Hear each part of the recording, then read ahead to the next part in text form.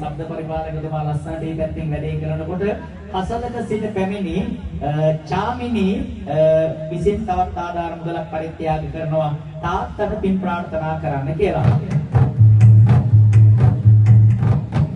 චාමිනී කියන දියණියේ මෙන්න ඔයා සීකරනවා ආදරයෙන් හදපු පියා නොකියම දවසක යන්නට ගියත් පියා සංසාරේ හමු වෙයි යලි ඔබට පියා